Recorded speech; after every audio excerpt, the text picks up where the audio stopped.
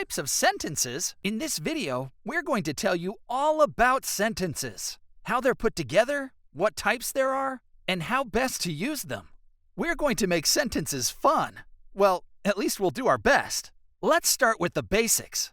Every sentence, no matter how big or small, and no matter how many words are in it, ends with a punctuation mark. There are periods, question marks, and exclamation points, and they each have their specific purpose.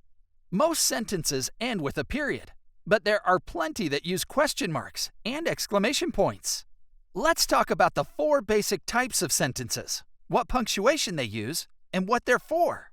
First, you have your statement sentences, also known as declarative sentences. There are question sentences, also known as interrogative, emotion, also known as exclamation, and command, also known as imperative. Let's explore these 4 types.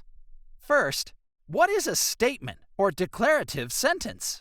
Well, a statement sentence always ends in a period and is used to declare something, state information, or provide a fact.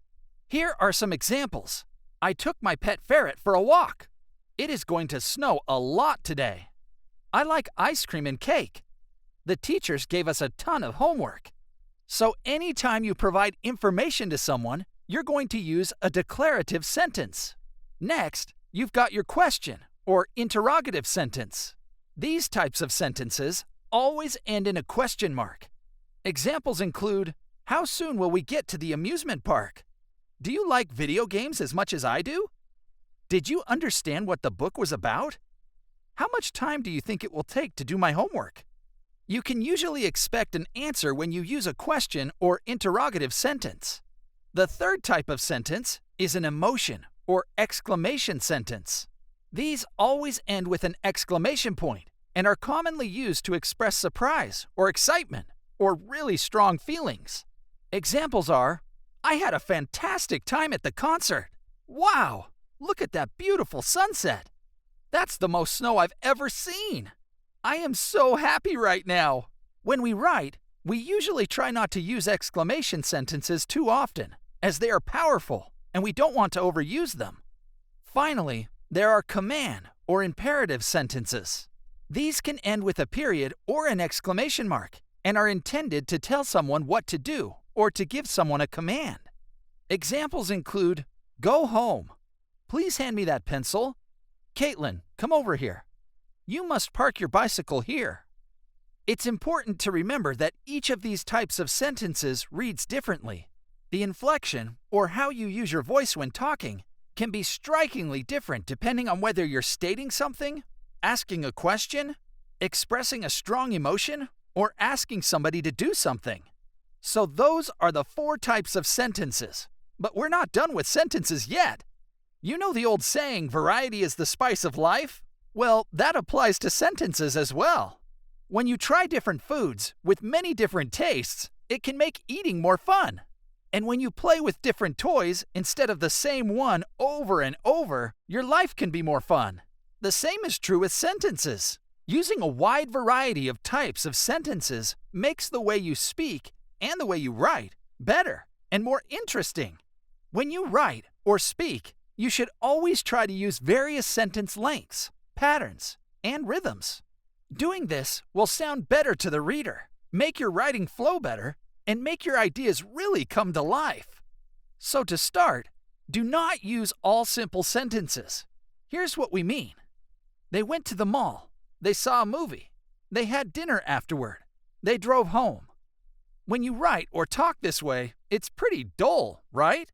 The sentences all start with the same word, and they're all short and simple.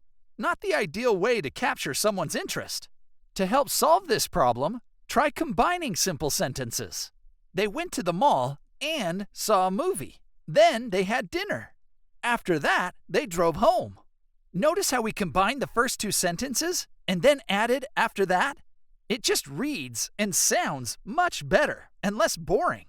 The next thing you can do to make your sentences more interesting is to use transitions. So you can try this. First, they went to the mall and saw a movie, and then after that, they had dinner. Later on, they drove home.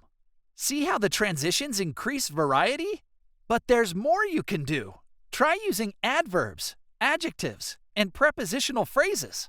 Check this out. In the evening, they went to the suburban mall across town and saw an action movie. After the movie, they had a delicious meal at a Chinese restaurant.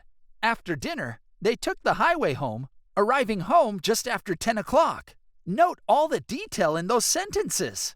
You've made the story of the night out that much more exciting.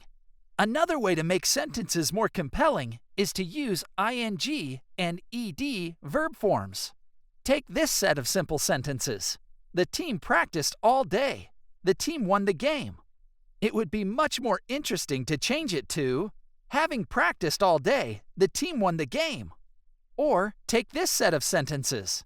The team celebrated in the streets singing. The team was excited about the win. You might want to change it to, excited about the win, the team celebrated in the streets singing. Obviously, there are lots of different ways to make sentences more interesting. It can all be a bit overwhelming, but if you just remember that variety is the spice of life, you can't go wrong. Here are a few more ways to spice up your sentences.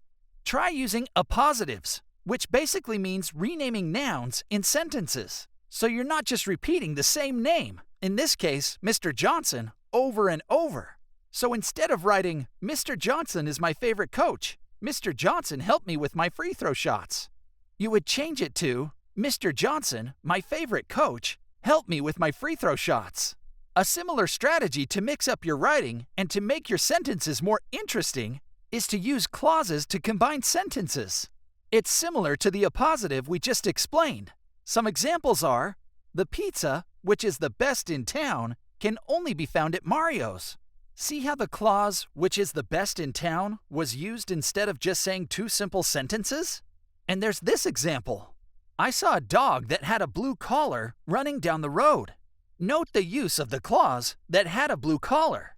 So now that you know some tricks of the trade to help make your sentence use more interesting, you can become the great writer and speaker that you've always wanted to be. And don't forget to mix up your sentences as well, so that you use short, medium-sized, and long sentences. Sentences can be fun, so enjoy using all these different types and varieties. And happy writing and speaking! Thanks for following Clarendon Learning. Be sure to subscribe. For more free resources, check us out at clarendonlearning.org.